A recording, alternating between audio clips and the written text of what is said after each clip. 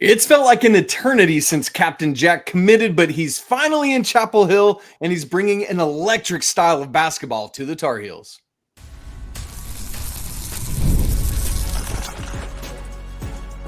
You are Locked On Tar Heels, your daily podcast on the UNC Tar Heels. Part of the Locked On Podcast Network, your team every day. Hey there, what's up? It's Wednesday, July 10th, 2024. Welcome into the Locked On Tar Heels podcast, the only daily National Carolina show out there.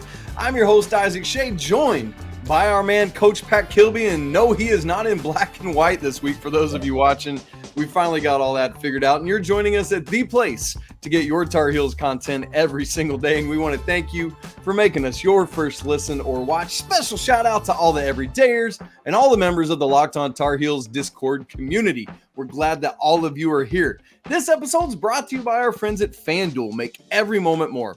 As the playoffs wind down, the sport stops sportsing as much as we want them to, but this summer, FanDuel is hooking up all their customers with a boost or a bonus daily. That's right. There's something for everyone, every day, all summer long.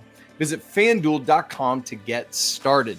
All right, Pack, it's going to be a fun show today. It's the second week of our summer roster preview series. Last week, we kicked things off looking at Mr. James Brown.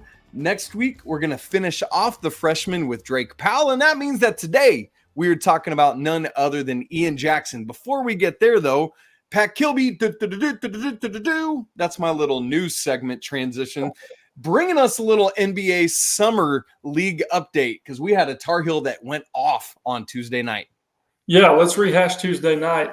Harrison had his best night that he's obviously had, a best night for a Tar Heel, 16 points on 6 of 10 from the field, 3 of 5 from the three-point line, 10 rebounds, 4 of those being offensive, 3 assists and 2 steals. And then our guy Mondo finally got some minutes for the Jazz. So good night overall for a couple former Tar Heels. Yeah, everyone was big mad about Mondo not getting in on Monday night in their first game. And I get it. There's a logjam ahead of him at this forward center position.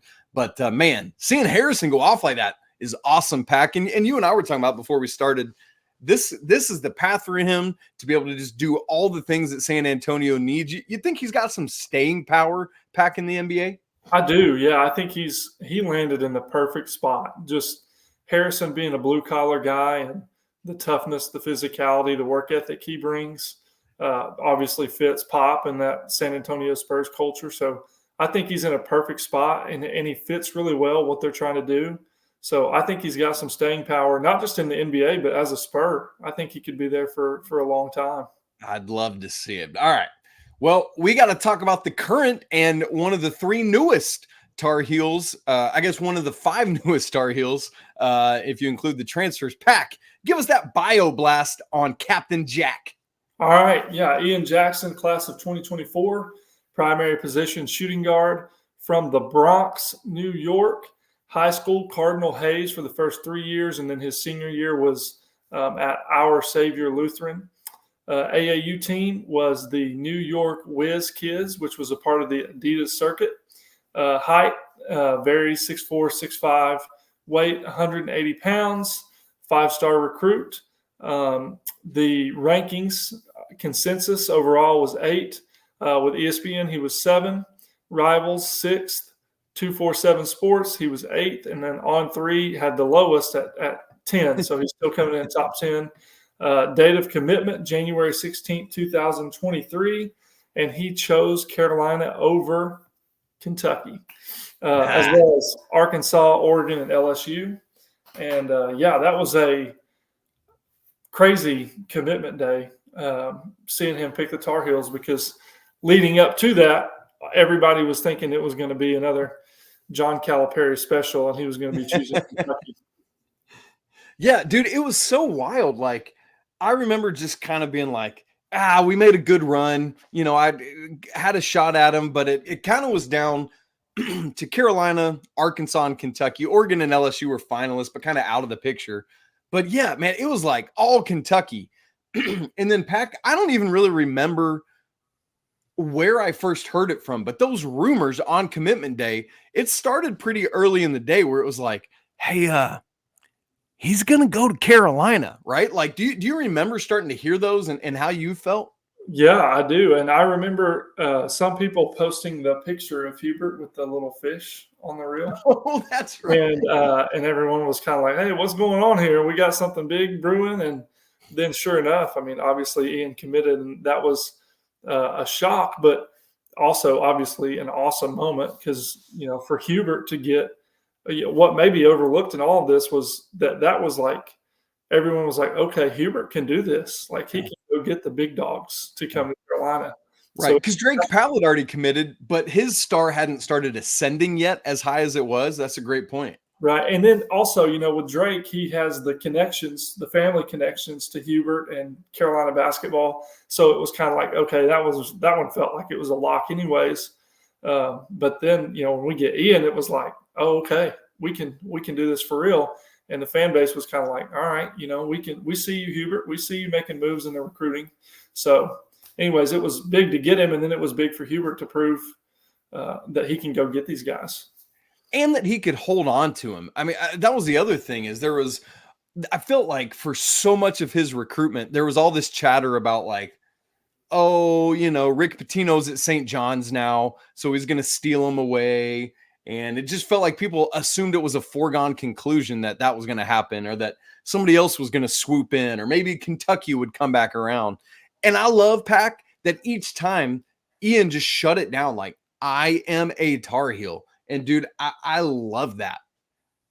Yeah, 100%. Yeah, there were, like you said, there were a million different times when everyone was like, oh, he's an Adidas kid. He's not going to go play for a Jordan school. He's going to go to St. John's for Pitino, or he's going to move with Calipari. And there was just rumor after rumor. And you're right, he shut it down every time. And I have a lot of respect for that because, when you're 18 years old, 17, 18 years old, it would be easy to just flow with the wind or whatever the next big thing is, or wherever you see dollar signs or anything like that. But he knew what he was looking for in the fit he had in Carolina, and he stuck with it.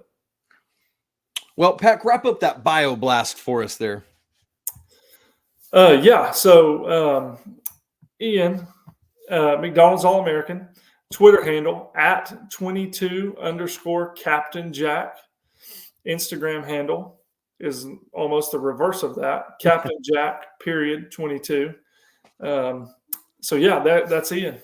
I love it, man. Yeah, his Twitter handle or his Twitter following is fine and whatever, but his Instagram, he's got a ton of followers on there. So, Pack, here's a question.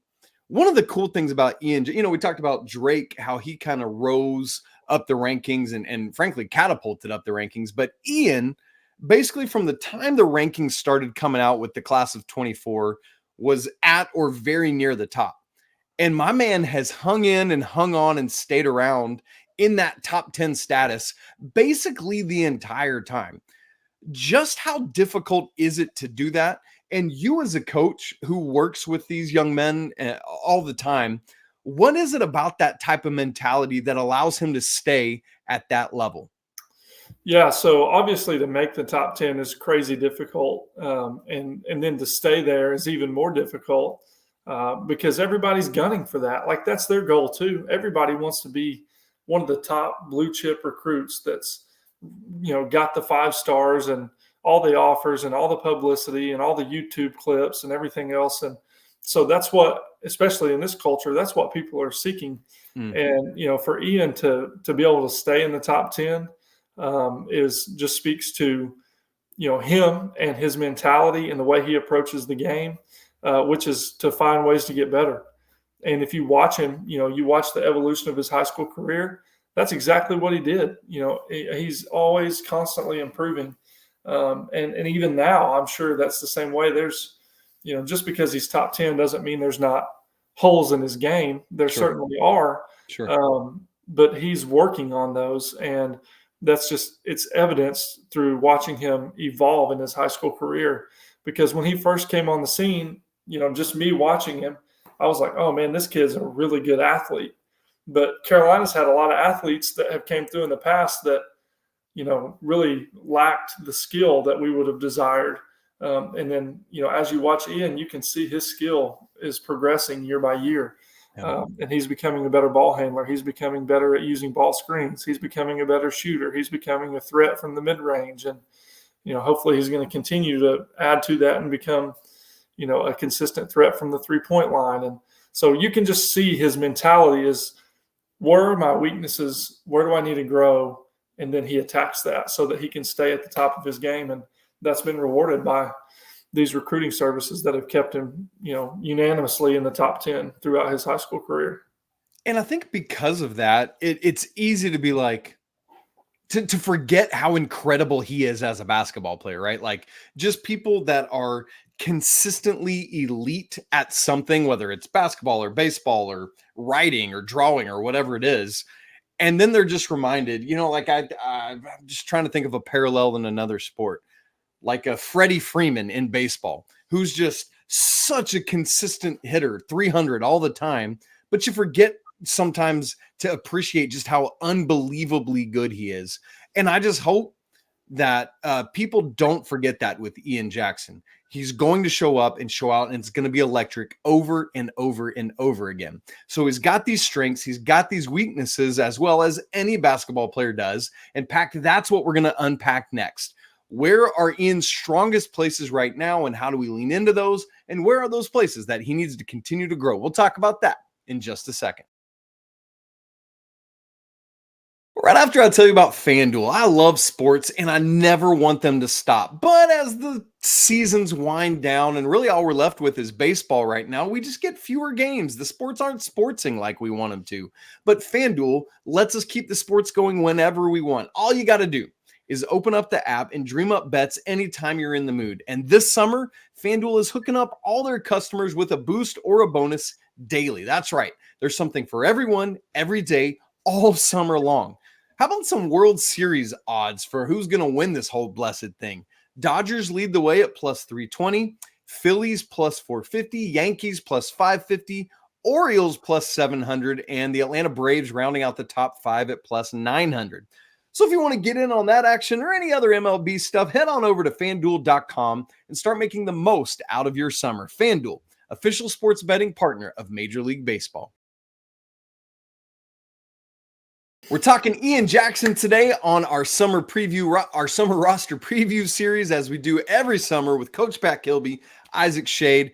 And in segment 2, we want to get to kind of an evaluation of Ian Jackson. This man brings so much to the table, and so there's going to be some good strengths to talk about. But obviously, as we've said, every basketball player has some holes, has some areas they need to grow. So, Pat, the way we like to always ask these strengths, he will be able to play in college already because of this skill. What is it for you?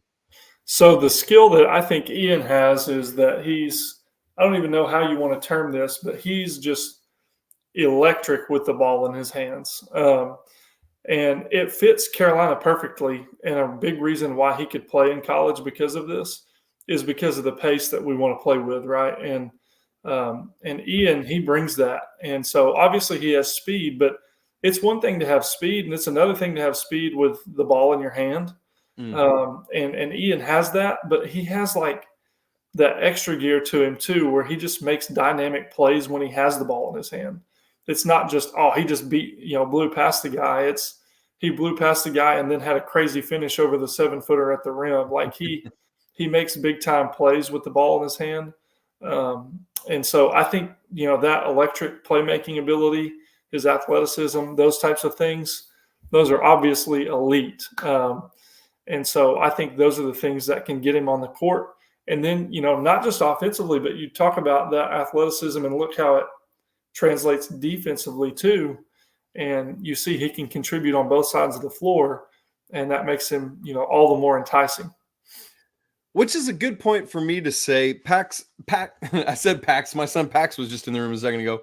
Pac, I need to have a mea culpa here. A few weeks ago on the show, I was kind of, I don't know, say ragging on or bagging on Ian's defense. I've gone back and I've watched more. I've read more. And I was wrong. Ian is a guy that wants to get after it on the defensive end of the court. And I don't know if it's just because that's like Drake Powell's thing that I was like, Ian just doesn't have it as much, or if I just was duped into thinking like his offense is so high that then he's just kind of like, whatever on the other side of the court.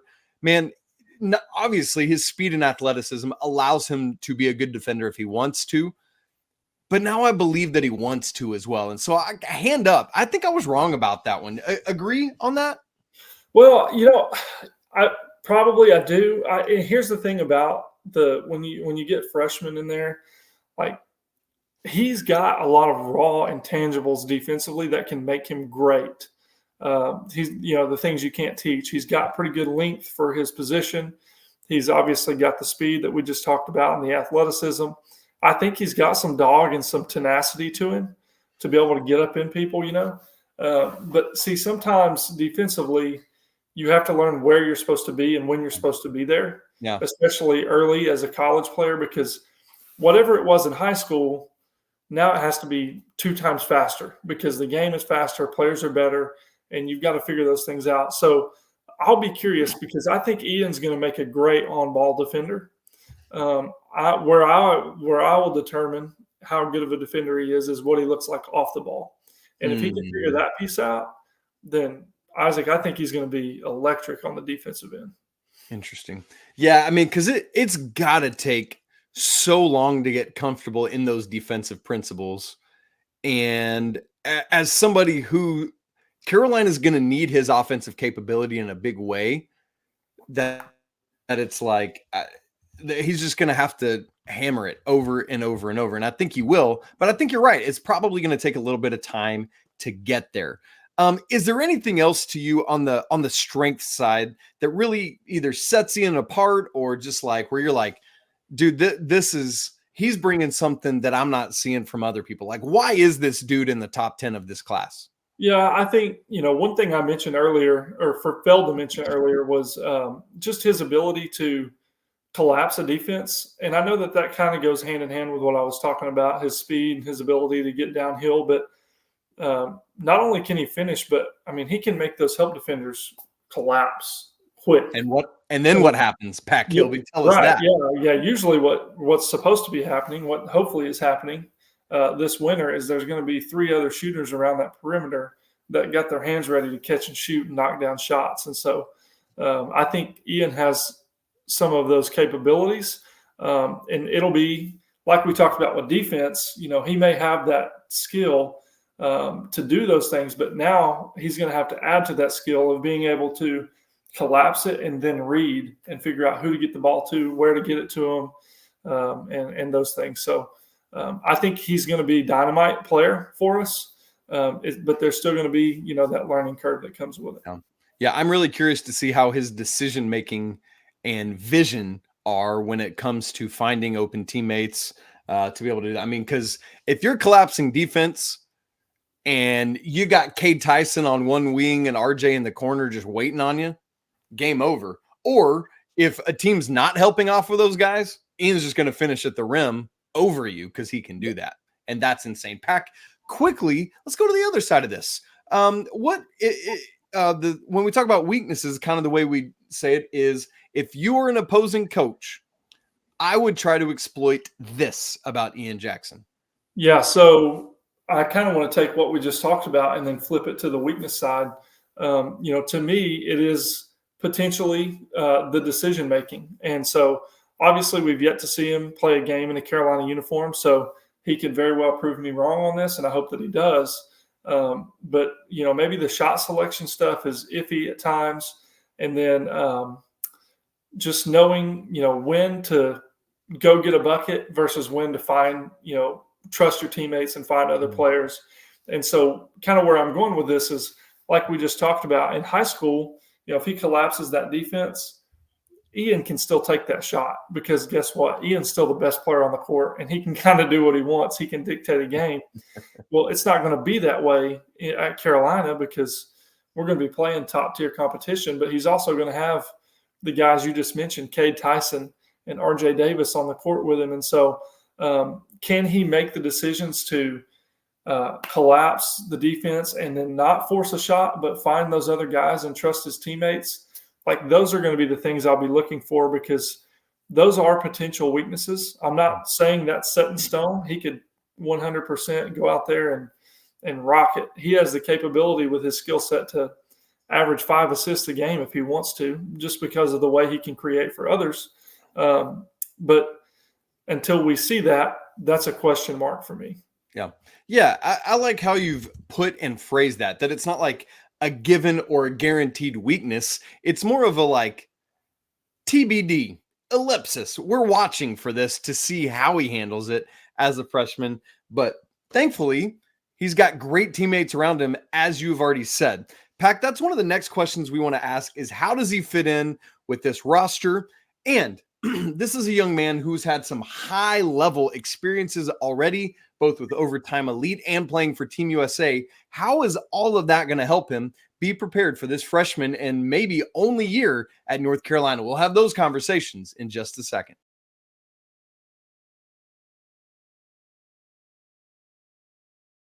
All right, we're going to wrap up our Ian Jackson conversation with just some more kind of miscellaneous takes.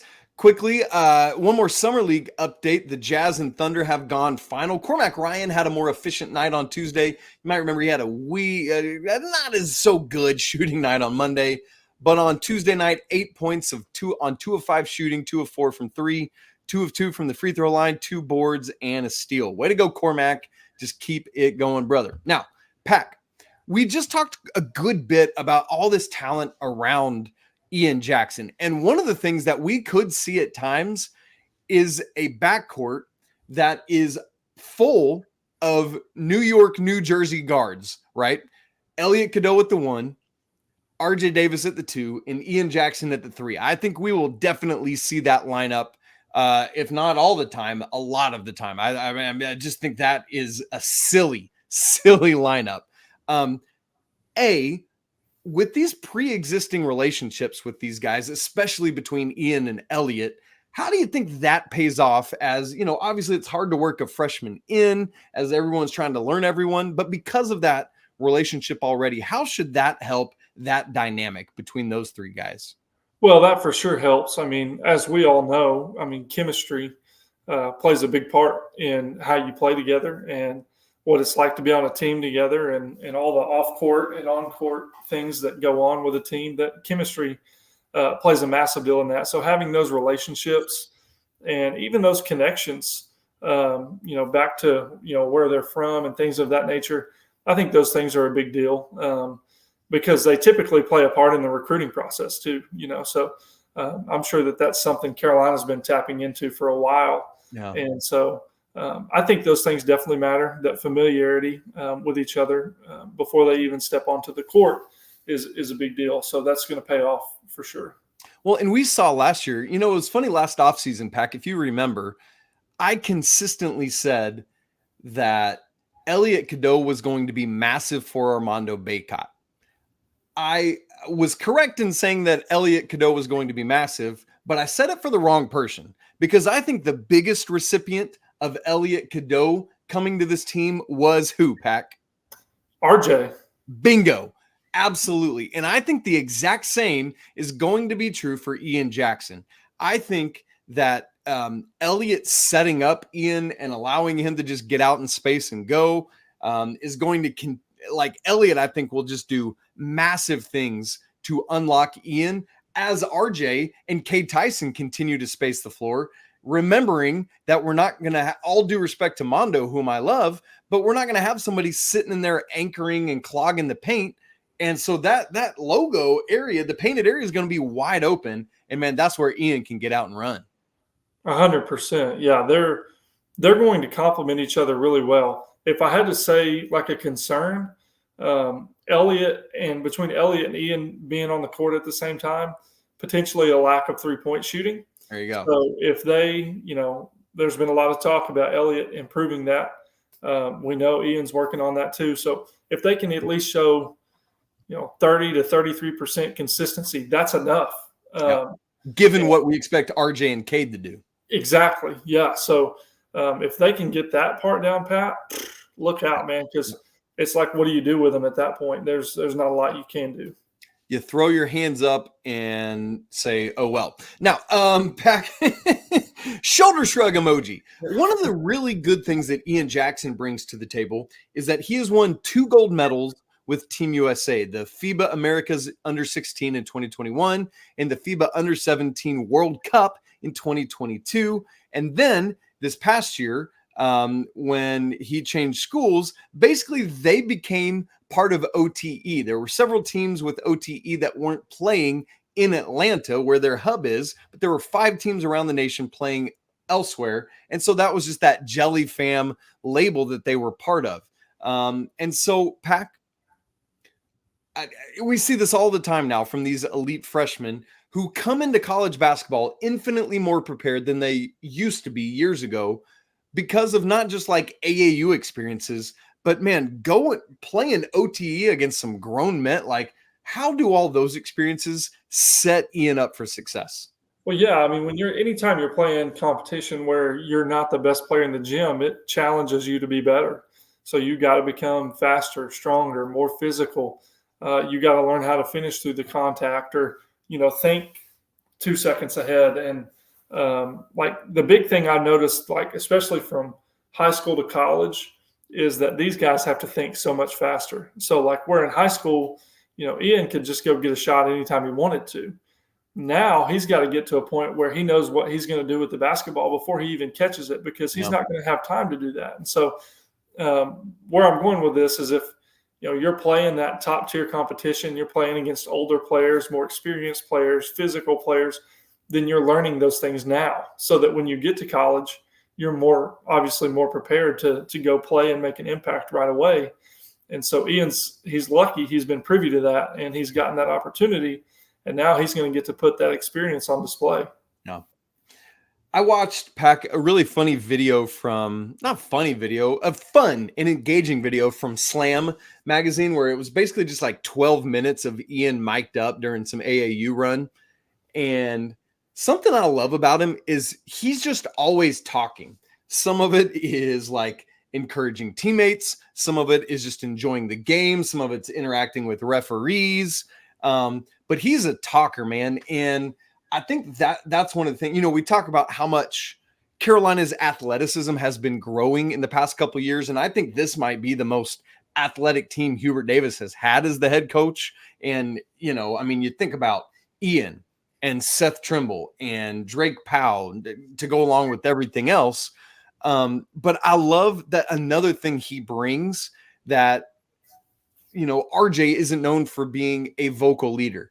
Ian Jackson's out there talking all the time, coaching, encouraging, talking to opponents. I love it. And I think that's something that he's going to bring to the table. Last part of our conversation I want to have today, perhaps when we think about role, one of the biggest questions people are asking this offseason is everyone, you and I have said this, feels like there are 2 starting roles that are basically cemented in. That's Elliot, Cadeau, and RJ Davis. But the other 3 feel wide open.